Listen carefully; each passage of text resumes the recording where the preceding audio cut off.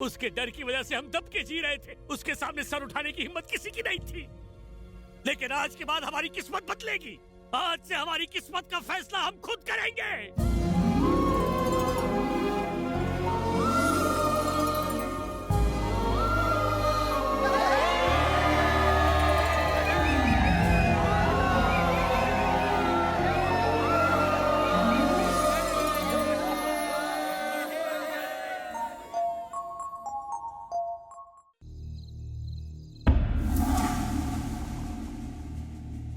वो एरिया खाली करवाने का वादा किया था आपने हमसे, और 100 करोड़ रुपए मैंने टोकन में दिए थे। अगर वो जमीन तुम नहीं खाली करवा सकते तो मुझे मेरा पैसा 2 दिन में वापस चाहिए। खुदा मेहरबान तो गधा पहलवान, सब दे रहे हैं गुरु ज्ञान। अब आगे क्या सोचा है धर्मा? तुम्हारे आगे जिसकी पैंट गीली हो जाती थी, आज वो तुम्हें धमकी देकर चला गया।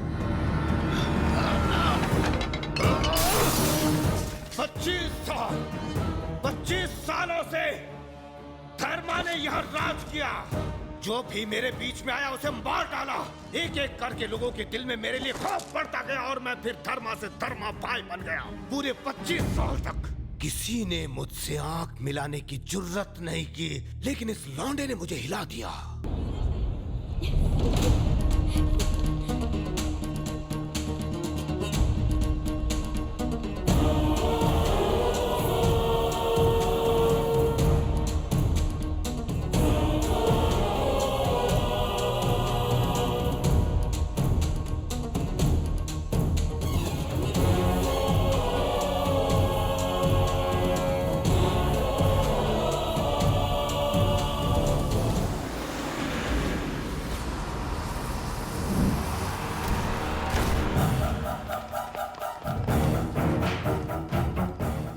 बस आपकी तरफ आ रही है।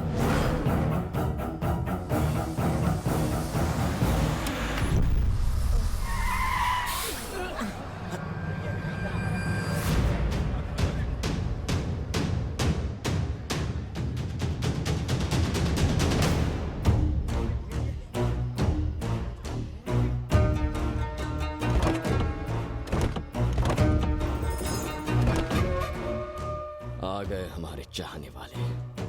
तू यहीं रुक।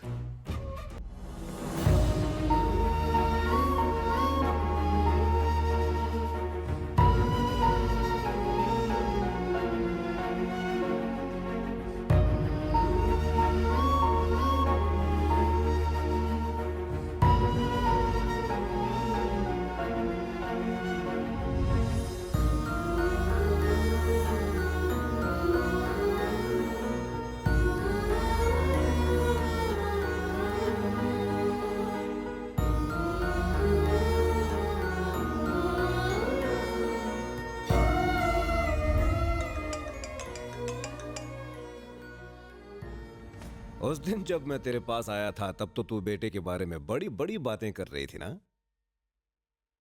अब देख बेचारा तेरे सामने बेजान पड़ा हुआ है। क्या कहा था तूने? तेरा बेटा शेर है।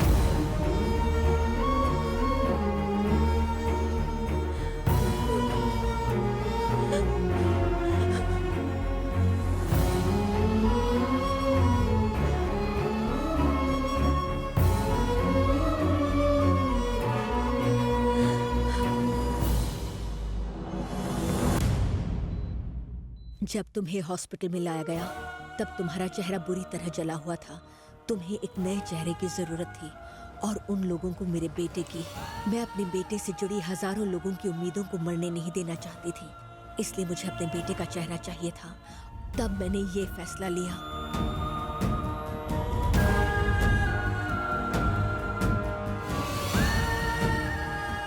मैं तुम्हें पहले ही ये सब बताना चाहती थी, लेकिन तुम चले गए। न जाने मैंने तुम्हें कहां कहां नहीं ढूंढा। चरण की मौत के बाद क्या हुआ था?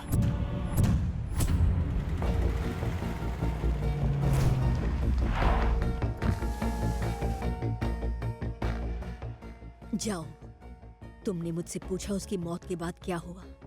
अब तुम्हें खुद पता चल जाएगा।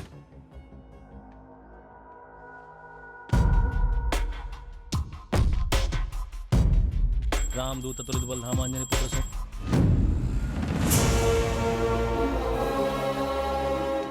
मम्मा चलो ना मम्मा।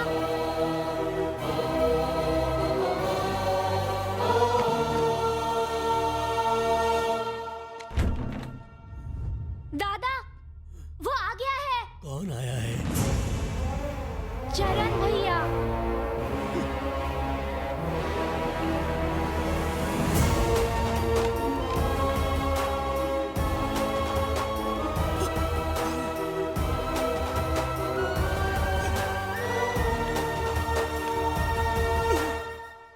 चरण बेटा,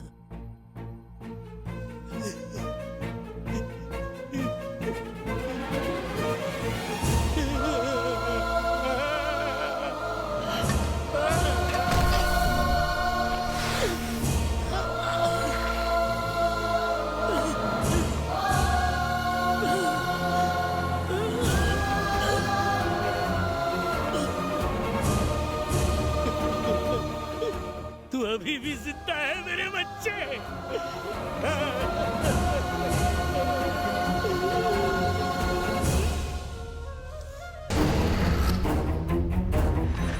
हटो हटो, ये सब क्या लगा रखा है? धर्मा के आदमी है। धर्मा का आदमी है तो मनमानी करेगा। उसने मेरी टांग काट दी, हमें डराया धमकाया, उससे जो बन पड़ा उसने किया, लेकिन वो हमारी उस हिम्मत को नहीं हिला सका जो तुमने हमारे दिलों में जगाई थी। तेरी बात में दम था बेटा, वो यहाँ की एक ईंट तक नहीं हिला पाया। जिस खौफ से वो हमें डरा रहा था ना बेटा, आज वो उसी खौफ में जी रहा है। एक हफ्ते की मोहलत पूरी हो गई, पूरी बस्ती खाली कर दो, वरना जानते हो ना उस इंस्पेक्टर का क्या हाल हुआ था, वही हाल तुम सबका भी होगा। खाली कर दो ये बस्ती।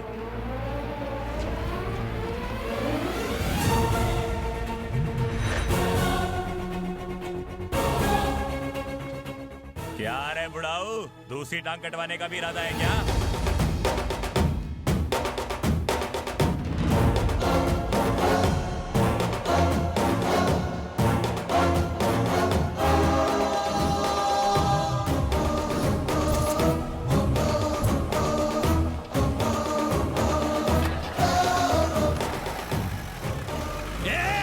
मेरी दूसरी टांग काटने की धमकी दे रहा है?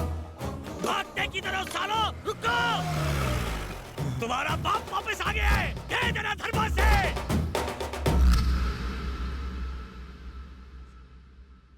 बस्ती वालों को मेरे बेटे ने जो हिम्मत दी थी, उससे वो 1 साल तक अपनी लड़ाई लड़ते रहे। अगर वो आज जिंदा होता तो वो जिंदा है।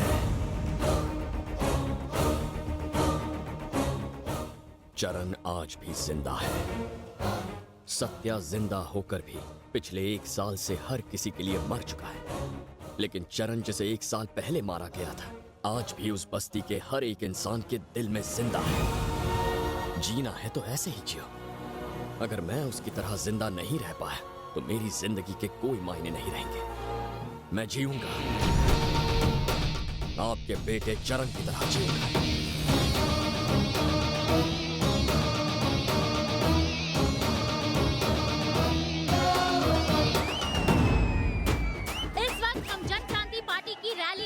और हमारे साथ है उनके नए युवा प्रेसिडेंट शक्ति ठाकुर जी। सर, आप इस पोजीशन तक कैसे पहुंचे? एक लीडर बनने के लिए आपको मेहनत करनी पड़ती है, कोई शॉर्टकट्स नहीं होते, और सबसे जरूरी बात होती है भरोसा।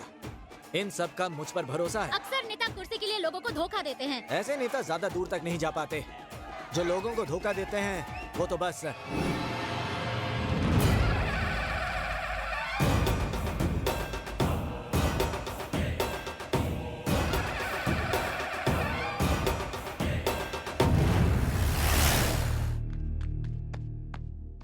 भाई, वो आ गया भाई।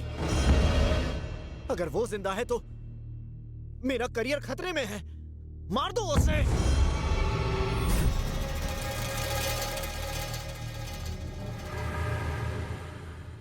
क्या ये सच है? तेरा बेटा अभी भी जिंदा है? तुमने ही उसे मारा था ना? खुद पर भरोसा नहीं? ये मिनिस्टर कहता है कि तेरा बेटा जिंदा है, ये लड़का बोलता है कि वो जिंदा है। क्या ये खबर सुनकर डर लग रहा है तुझे? डरूंगा और मैं। जब से तुम्हें पता चला है डर के मारे तुम्हारे हाथ पैर कांप रहे हैं, जब वो सामने आएगा तब तुम्हारा क्या हाल होगा? छुपने की जगह ढूंढ लो, वो आ रहा है। अगर वो जिंदा है तो इस बार उसे ऐसी मौत दूंगा कि वो तो क्या उसकी रूह भी कांप उठेगी। धर्मा भाई, वो आ गया भाई।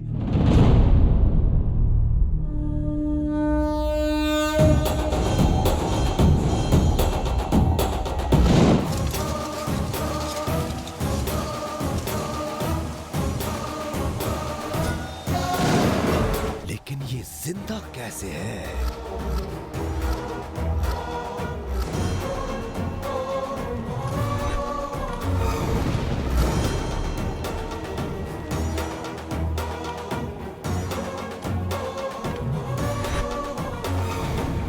धीरे धीरे यहाँ सैकड़ों हजारों लोग खड़े हो जाएंगे, तब तेरी मौत का तमाशा देखूंगा मैं।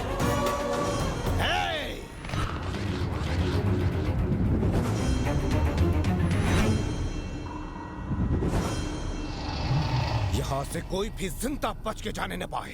काट डालो सबको। आज तक इसके अत्याचारों, जुल्म और मनमानी को रोकने के लिए आपने कई कदम आगे बढ़ाए हैं। एक कदम और बढ़ाओ और इसका साम्राज्य खत्म खत्म कर दो इसका साम्राज्य।